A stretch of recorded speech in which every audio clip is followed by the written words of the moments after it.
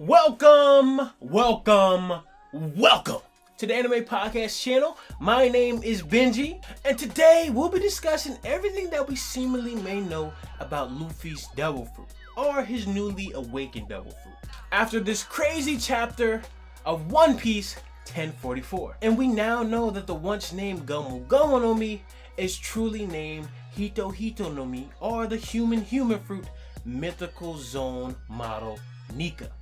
That's a handful, but we might just go with Gomu Gomu no Mi. And I still believe that it still goes under the moniker Gomu Gomu no Mi. It just rolls off the tongue, you know? It just rolls off the tongue.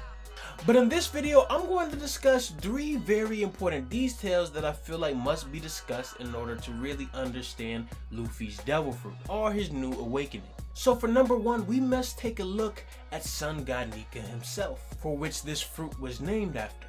Number 2, we must look at the nature of this fruit and its possible abilities. And lastly, we must take a look at why this fruit may be such a detriment to the world government and possibly Im-sama. And I think if I do it like that, it'll give you everything that you really need to know about Luffy's awakened Devil Fruit. But before I continue, go ahead and like, comment, and subscribe to the channel. In addition to these special videos we make, the Geek Giant crew makes weekly anime and manga podcasts on all of your favorite series. And also, if you haven't already, go ahead and join the dopest Discord for anime and manga right now in the description. And I'd like to give a special shout out to my boy Soma in the Discord. Me and him were able to conceptualize how we kind of wanted to make this video for you guys. And honestly, the Discord has to be one of the funniest Discord servers ever. And I'm not even lying, I'm dead ass. But without further ado, let's get right into the video. So to start, let's take a brief look at Sun God Nika himself. Now, Nika has had his name mentioned on 2 separate occasions within the One Piece storyline. Once in Skypiea, which you should have read, and if you haven't, you definitely have played yourself, my boy. And another pretty recently in Wano between the fight between Jinbei and Who's Who, where Nika was actually talked about as a legend according to the inmates that Who's Who was in prison with. And Who's Who basically gave us a whole exposition about Nika itself, and I'm pretty sure Oda did this on purpose now that we look at it. But this is basically the gist of Sun God Nika and his legend. Nika was worshipped since ancient times by slaves who believed that he would come eventually to free them from their suffering. It is, however, unknown if such a figure actually existed. Now, from the last chapter, we can infer that Nika is, a deity, or at least he was a real person. Now, what makes this so interesting is that Oda has seemingly always foreshadowed that Nika's arrival would come in some way, shape, or form, or that it was at least synonymous with Luffy's character. For one, the Sun Pirates, who have basically taken the symbol of the sun, but even Oda showing the silhouette of Luffy that we later learn is actually the same silhouette used for Nika. And the thing that makes this so intriguing is the fact that you look behind Luffy, you see that Usopp is actually playing drums behind him, in a way signifying that those are the drums of liberation. Oda, you are different, my guy. I love you. But Nika's involvement and his legacy has always been something that we can very see akin to Luffy himself throughout the series. Luffy in a way has always been the personification, or at least the embodiment, of free will and free thinking, liberating the minds and the hearts of anyone that Luffy comes across. And basically that's all of One Piece. The Straw Hats will end up going somewhere and end up freeing some people. They beat the big bad guy and then they move on to the next island. If I'm just being, linear.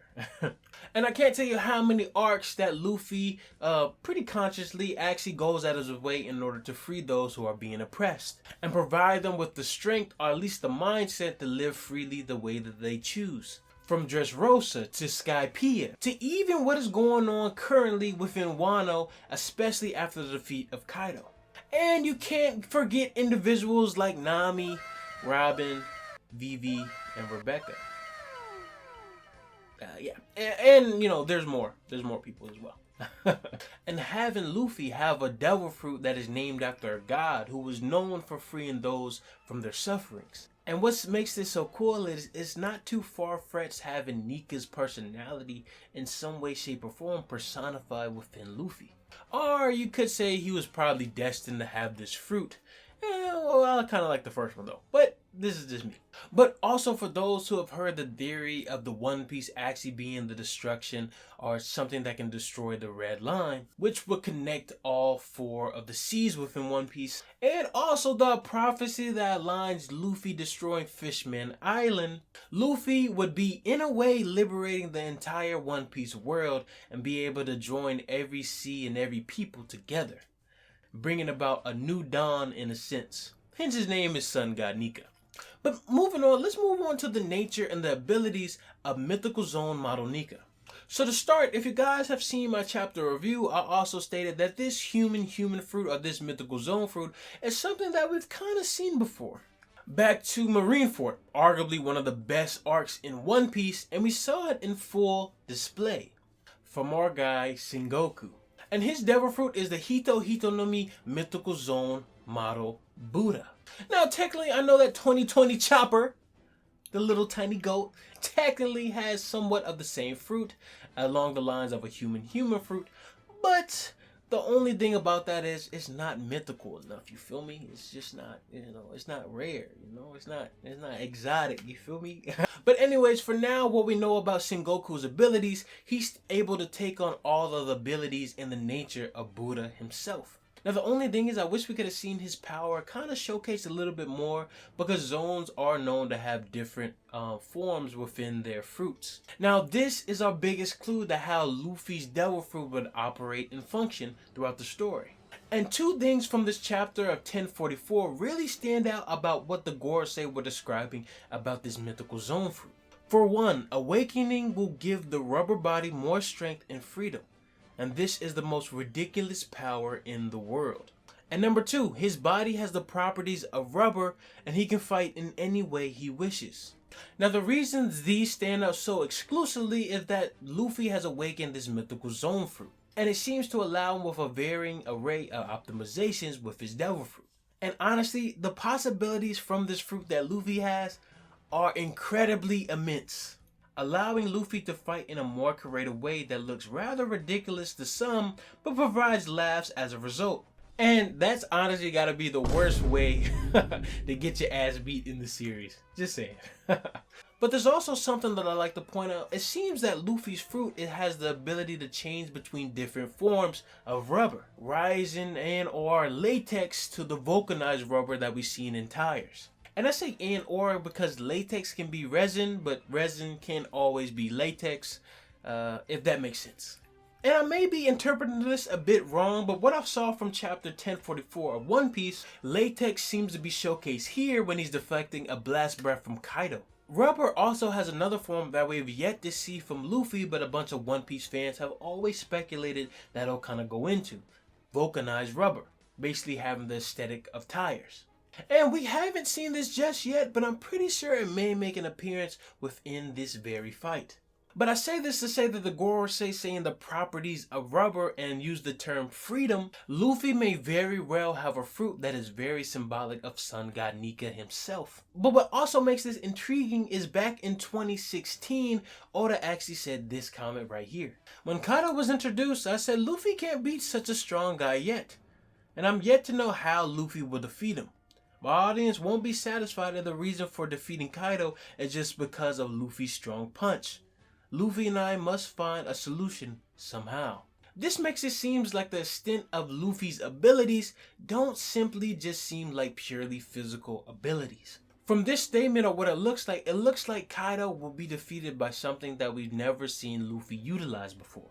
Now, I'd be lying if I told you I know, but if we can relate back to Sun Wukong, who Luffy is loosely based off of, we can look at a couple abilities that both characters kind of share. And they have a couple similarities. For example, having a rebellious nature in both characters, both having high capabilities as fighters, and Wukong struggles to fight in water.